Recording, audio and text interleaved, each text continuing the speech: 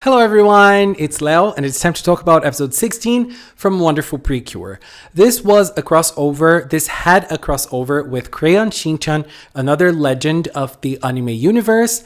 But apart from that, and even though this episode was very lighthearted and funny, it was super important.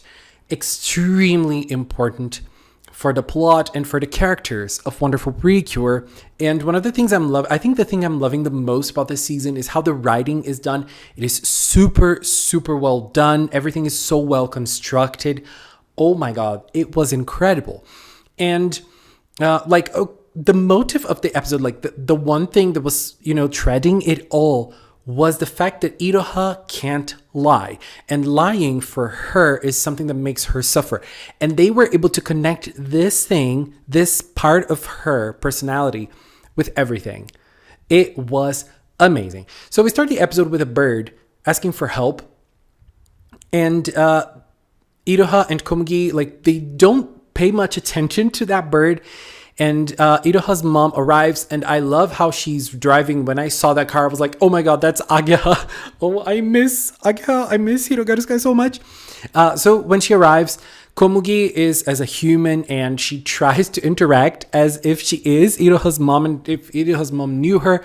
And that's where Iroha's suffering starts, because she does not want to lie. She wants to be honest with everyone. And we've seen in the 15 episodes prior to this one, she's horrible at lying. And in this episode, it made it even clearer. It's something that makes her feel bad. So it's tough for her. And it's just something that will make her try to find other ways to go around it. So she shares it with Mayu at school. We have also the plot of the Mirror Stone. So people at school were discussing the fact that the Mirror Stone is a stone that when it shines, it fulfills your dreams. And, people were just chatting, and they finally know, the wonderful PreCure cast finally know that Komugi asked for the stone to be able to talk to Iroha. That is something that we have seen and we know, but the other characters, they did not. It's something new for them. So it's funny when you think about it. And now they know, and they probably know that the Mirror Stone is not only a legend, it is a little more than that, because it was able to bring it to Komugi. So we have a funny moment of the Shin-chan collaboration. We have a wonderful PreCure collaboration in Crayon Shin-chan's episode. And in that we had a transformation scene. We had Shin-chan also becoming PreCure. Here we just have an interaction. And then we see Iroha trying to convince Meimei to share the information that Komugi is now able to turn into a human and everything with her parents. And Meimei says, "Dame," as he always does. But then Iroha's parents find out, and they actually learn that Komugi is able to talk, and Meimei is also able to talk, but they did not know who Meimei was. I love how they were not able to hide, especially Komugi. It's very funny. And then, apart from this shock, they actually start sharing the story of the Mirror Stone and Animal Town. This is a very important, probably one of the most important moments we've had in terms of lore of this show. So let's discuss it. So the legend is that there was a place in which animals and humans lived in peace. But even though the community was very good, the animals wanted to talk to the humans. So they asked God for the ability to talk to humans. God, seeing this wish and seeing this longing, created a stone so that this stone would give them the power of communication, and they would be able to talk with the humans. So because of this stone, the animals and the humans were now able to communicate.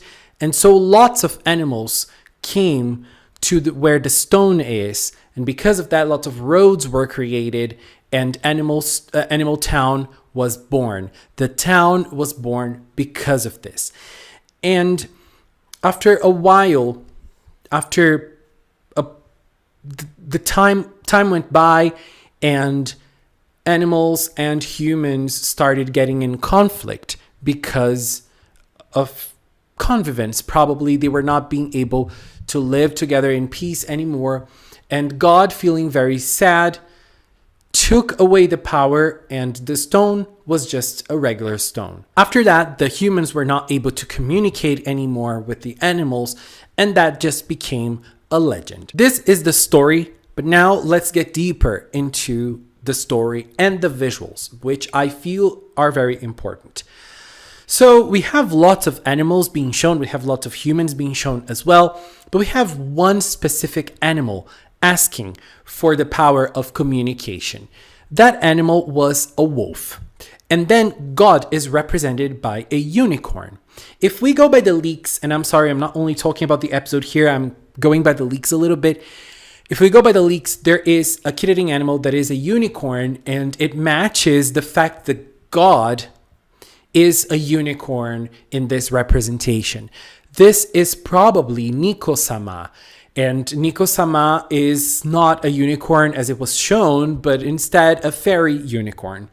But I find it interesting that there was this wolf that asked for the power of communication. The only villain that we've seen so far in Wonderful PreCure is a wolf. So if we go back and look at the origins of it all, maybe the animal that asked for communication might be the catalyst of it all, and their experience might be so bad that they became a villain and, turned everything into what it is now. So I believe this story is extremely relevant to what's going on right now. The creator of the Mirror Stone is actually Nico-sama, and now it just doesn't grant everyone's wishes, but sometimes it grants wishes to certain animals and humans. Let's wait and see. And so, apart from this conversation, they also find out that Komugi is able to turn into a human as well, and they go after the Garu-garu when the Garu-garu awakens. But the Garu-garu, before the Garu-garu awakens, that bird, being desperate because Iroha and Komugi did not go after it and did not help it, they went after another person who could do something. And that other person, or that other animal, is Yuki. And so today we see Yuki as a cat, and then we see Yuki as a human again. And it's very funny because, I don't know, there seems to be some sort of fame already because of Yuki, because we see the bird was asking for help because the nest where the little birds were had a garu-garu egg. So the bird was scared because it could hurt the baby birds. And when Yuki appeared, she was ready to transform. She was ready to wreck things as Kurenyami, but she didn't. She just made the bird go away. She was like, if you don't go away, you know what will happen to you. I mean, she did not say that, but it was kind of like that.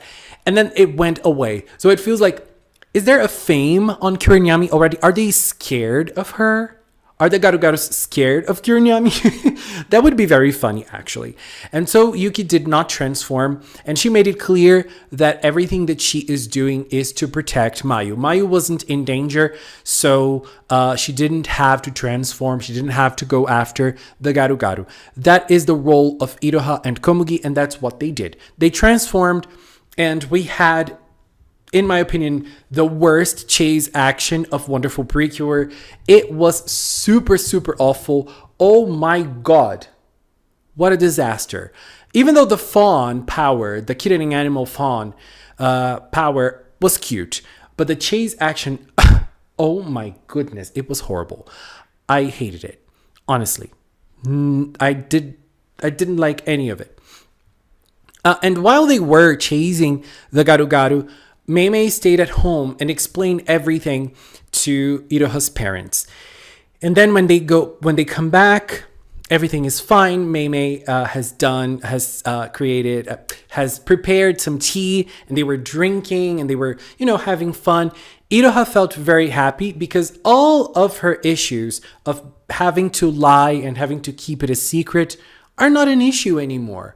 The parents, Iroha's parents, know that Komugi is able to talk. Now Komugi can talk to them. Mei can talk to them. And Mei kept a little secret. Mei did not share the PreCure part of everything. He just said that they're helping them go after the Garugarus. And honestly, I feel like if he shared the PreCure portion, it would make things easier for the parents to be less worried. I mean, they have magical powers, so it's easier for them. But still, maybe they did not explain that the Garugarus are actually dangerous animals. I don't know. But I really loved that ending scene because Iroha was so happy. She was really feeling that everything that happened was what she was wishing for. And I loved it. And the episode ends with off screen, a conversation happens between Iroha and Mayu. Iroha has confided in Mayu before that she was feeling sad because she had to lie. And now she called Mayu and told her that everything was fine and she didn't have to lie anymore. And so Mayu looked at the moon and she was like thinking about the PreCures and she was thinking about Iroha, and she said that she wants to be more like Iroha. Iroha is someone who is not afraid of finding new adventures, of exploring new things. And that is something that for Mayu, it's a very hard thing to do. And so Mayu wants to be like Iroha, wants to be more like Iroha. And when Mayu says it, the mirror stone shines. So the mirror stone is ready to fulfill Mayu's wish. I cannot wait to see where this goes. I mean, we know where this goes, but we don't know how it's going to go. So this is what is making me very curious. Next week, we are going to see Kuranyami transform. I'm sure of it. I'm sure, but we don't have any confirmation. Okay, so take my word for it, but I might be wrong. I believe we are going to see Yuki transforming into Kuranyami in front of our eyes. Baby, I can't wait. This is going to be the moment. The moment, honey. Anyways, babies, this is it for now. I'm going to take this little time to thank the members of the Magical Cinnamon channel. If you are a member here on YouTube, if you're a member on Patreon, if you are someone who supports me on Throne as well, thank you very, very much. I really, really appreciate it. And if you've watched up until now, thank you so much as well. Thank you so much for watching, and until next time, bye-bye.